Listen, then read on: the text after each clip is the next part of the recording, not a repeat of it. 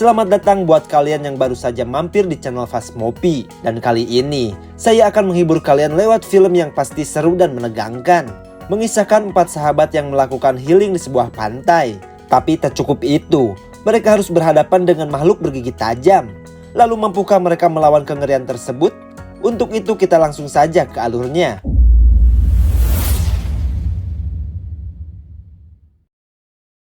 Di awal film, kita diperlihatkan sebuah pantai dengan pemandangan bawah lautnya yang begitu indah. Di sana, ada 4 orang sahabat yang lagi snorkeling sambil nangkap ikan juga. Para gadis ini bernama Katie, Nikki, Lisa, dan Jody.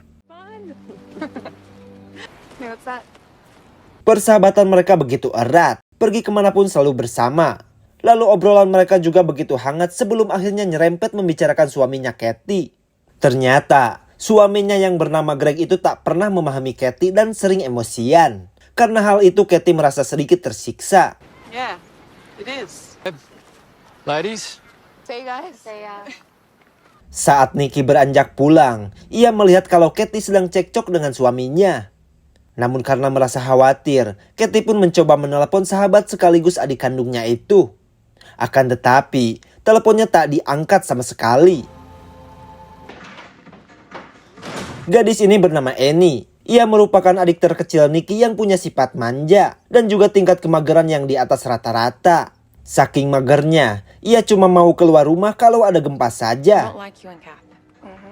Lalu Nikki mendapatkan pesan dari Katie untuk segera menemuinya. Karena takut terjadi apa-apa, ia pun bergegas pergi saat itu juga. Setelah sampai di rumahnya, Nikki melihat Greg berdiam diri dengan tatapan yang kosong. Lalu Greg mengatakan kalau Katie memaksanya hingga melakukan hal itu. Merasa gak ngerti dengan omongannya, Nick pun langsung mencari Katie. Kath?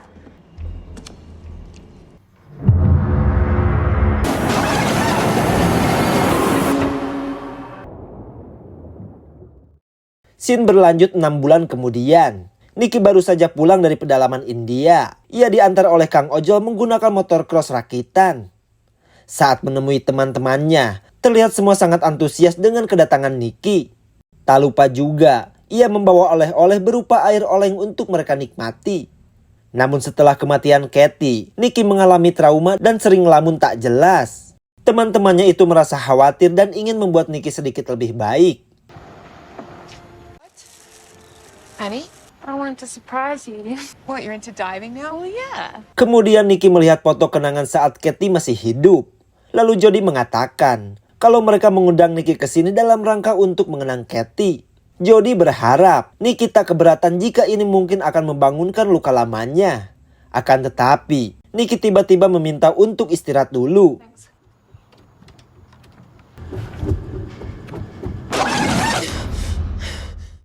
Lalu mereka memutuskan untuk bersantai di pantai. Akan tetapi, Nikki terlihat bengong seperti lagi mikirin hutang ke Bang Emok.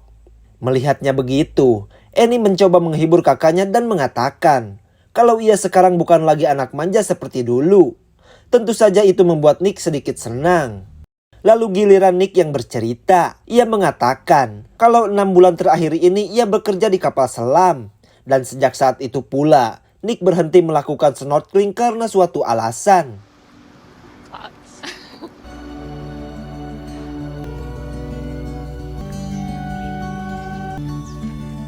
Lalu mereka memutuskan untuk melakukan snorkeling. Di sini, Nikki terlihat lebih ceria dibanding sebelumnya. Mereka berencana melakukan kegiatan ini selama 3 hari.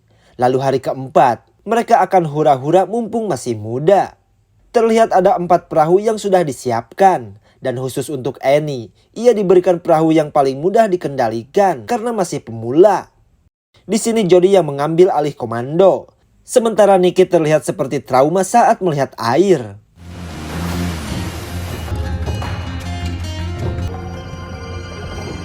Di tengah perjalanan, Annie terlihat seperti sedang memendam masalah. Sebagai seorang kakak, Nikki menghampirinya dan ingin tahu apa yang terjadi. Namun Annie mengatakan kalau ia tak apa-apa. Meski begitu, Nikki masih heran karena adiknya yang Cooper tingkat akut ini malah bisa berubah drastis. Come on, I'll tell you. Akhirnya, mereka tiba juga di titik penyelaman. Lalu para gadis memakai kostumnya dan bersiap untuk snorkeling sekalian nangkap ikan juga. Akan tetapi, di saat teman-temannya begitu semangat, Nikki malah terlihat sedikit ragu saat menyentuh air. Okay. Nick, follow me down.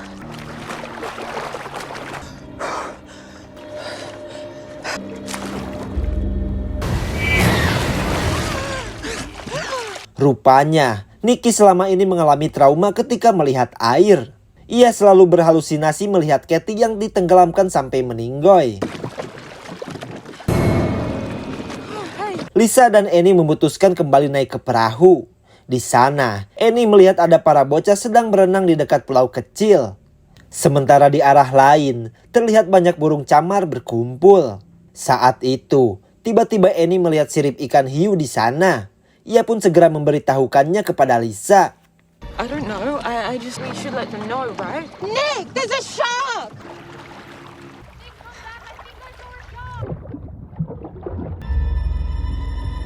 Kemudian mereka berdua ikut kembali ke perahu. Namun karena tak ada apa-apa, Jody merasa kalau yang dilihat oleh Annie mungkin cuma terumbu karang. Dan karena sudah waktunya buat makan-makan, Jody mengajak Nikki untuk memasak ikan tangkapannya. Lisa yang melihat kegelisahan di wajah Annie mengatakan kalau ia percaya yang Annie lihat itu memang hiu. Namun ia tak perlu khawatir, soalnya hiu di sini ukurannya kecil dan tak berbahaya. Lalu ia pun melihat banyak burung camar lagi. Ini menandakan kalau banyak ikan berkumpul di sana. Akan tetapi, itu bisa saja memancing predator laut untuk datang. Namun karena kebanyakan ngelamun, Annie tertinggal di belakang.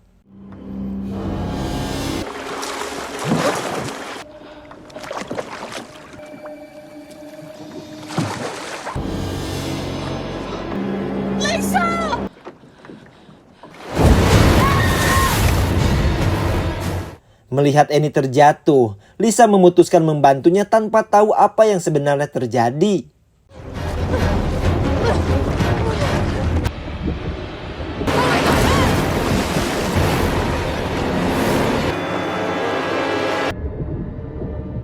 Tak berselang lama, hiu itu lagi-lagi kembali muncul.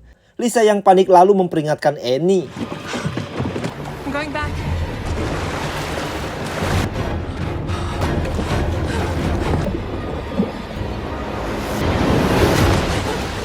Untung saja, Annie berhasil naik ke perahu walaupun terbalik. Namun yang jadi masalah, Lisa masih dalam air dan ia kesulitan karena tak punya perahu. Satu-satunya yang terpikirkan adalah menghampiri Annie. Namun tenang saja, hiu gelo itu sudah tak terlihat.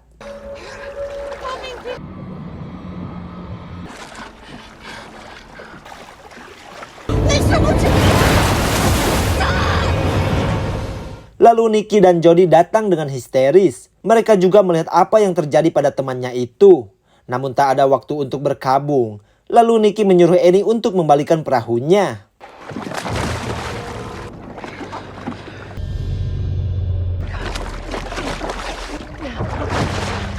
Setelah berhasil, mereka berencana segera pergi. Akan tetapi, Annie baru ingat kalau ada para bocah yang sedang berenang. Karena merasa khawatir, Jody memutuskan untuk memperingatkan mereka.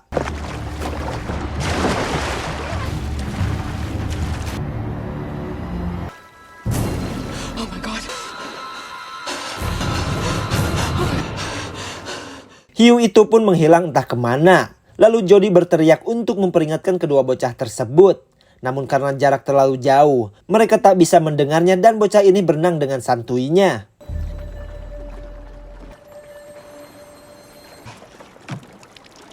Gadis kecil bernama Demi ini melihat hiu itu. Lalu ia memberitahu ibu dan adiknya dengan kehadiran sang predator. Karena telinga dan suara emak-emak begitu dahsyat, si bocah ini pun mendengar teriakan ibunya. Akan tetapi, hiu itu hilang entah kemana.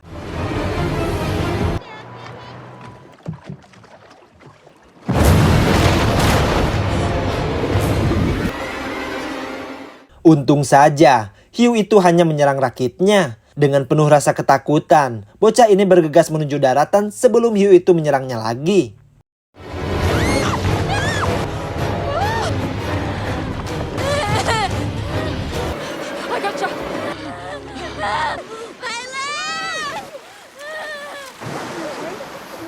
She's gone. She's gone. Kaki Demi terluka cukup parah akibat ukiran dari gigi hiu tadi. Dan sayangnya, tak ada yang bisa menolong bocah ini. Soalnya, ini adalah pulau kecil dan tak berpenghuni. Si ibu ini mengatakan, mereka bisa datang ke pulau ini karena nebeng suaminya yang kini sedang melaut. Dan karena di sini tak ada sinyal handphone, mereka tak bisa meminta bantuan pada siapapun. Satu-satunya jalan adalah pergi ke pulau tetangga yang kondisinya lebih manusiawi. Lalu Annie bertanya apakah ada perahu yang bisa mereka gunakan. Si ibu pun langsung menunjukkannya. Perahu seperti ini tak beda jauh dengan milik mereka. Sama-sama mudah jadi santapan ikan hiu. Namun Annie ingin mengecek perahunya terlebih dahulu.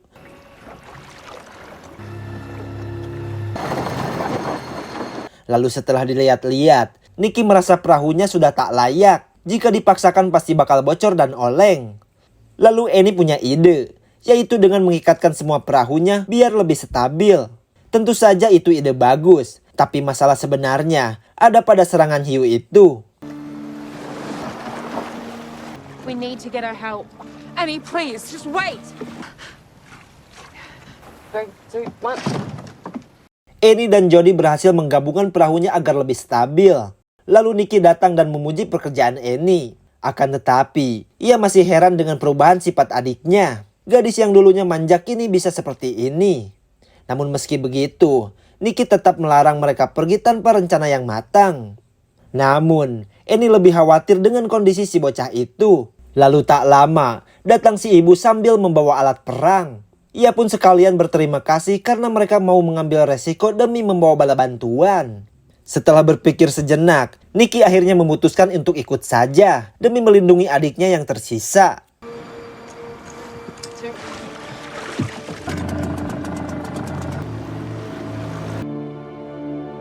Di tengah perjalanan, tiba-tiba saja perahu mereka bocor. Namun tak berhenti di situ, mesin kapalnya pun tiba-tiba saja mati. Padahal bahan bakarnya masih banyak. Lalu Nikki menawarkan diri untuk memeriksanya. Akan tetapi, ia malah mendengar sesuatu di bawah air. Thought I had something.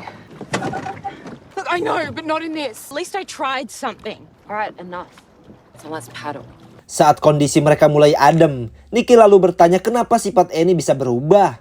Annie pun mengatakan, setelah Katie meninggoy, ia terpaksa harus mengurus semuanya sendiri. Mulai dari mengurus pemakaman, bahkan penyelidikan polisi. Bisa dibilang ia menjadi dewasa karena keadaan. Ketika itu terjadi, Nikki malah menghilang tanpa kabar. Dan baru sekarang, mereka bertemu kembali. What did you mean? Saat sudah separuh jalan, tiba-tiba suasana terasa aneh. Mereka melihat kembali para burung camar berkumpul. Karena merasa khawatir, mereka pun mempercepat laju perahunya sambil menguras air yang masuk.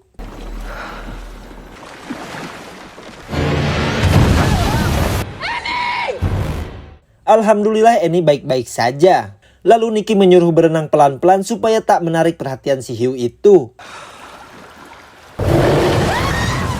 Namun cara itu tak berhasil dan Annie tetap diterkam. Saat semuanya sedang panik, tubuh Annie tiba-tiba mencuat ke permukaan.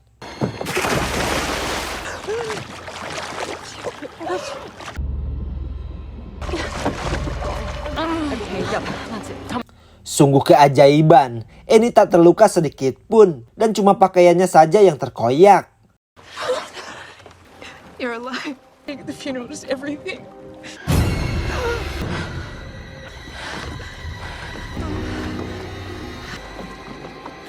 Nikki pun punya ide yang cukup bagus. Mereka melepaskan ikatan salah satu perahunya. Kemudian di bawahnya ditaruh kail segede gaban dengan ikan sebagai umpan. Kalau itu berhasil, si hiu itu pasti akan tersangkut dan mungkin akan tenggelam. What if it's gone? Hasn't gone. I mean, we're losing time. Lalu tak lama, hiu itu muncul dan menyambar umpannya. Akan tetapi, mereka lupa melepaskan salah satu talinya dan malah ikut terseret.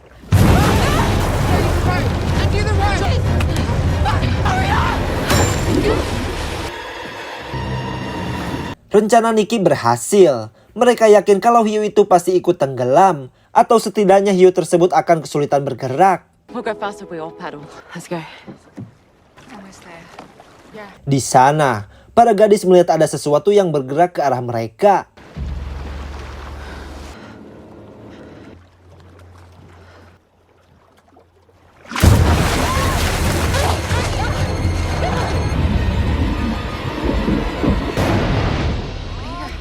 Situasi ini sangat mencekam bagi mereka. Yang bisa mereka lakukan cuma waspada sambil berdoa. Oh my, Nick, get down.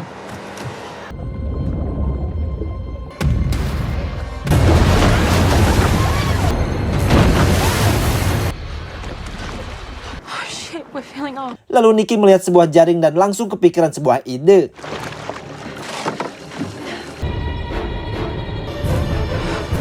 No matter what happens now. Annie malah ikut terjaring dan terjebak bareng si Hiu. Namun Nicky tak tinggal diam. Walau ia terkena trauma dan selalu terbayang wajah Katie, ia mengabaikan kondisinya itu demi menyelamatkan adiknya. Dan untungnya, Nicky melihat senjata dari si ibu tadi yang jatuh.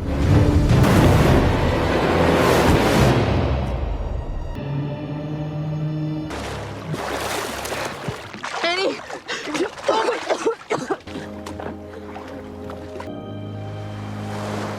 Beberapa hari kemudian, para gadis kembali mengunjungi pantai. Dan para gadis ini sedang mengenang dua sahabatnya yang telah tiada.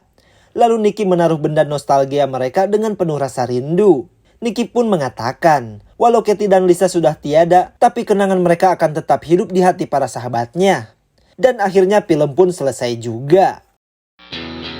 Sungguh sangat melelahkan dari film kali ini. Dan seperti biasa, jika kalian suka dengan film kali ini, silahkan subscribe aja agar tak ketinggalan dari film yang saya bawakan. Saya undur pamit, sekian dan terima kasih.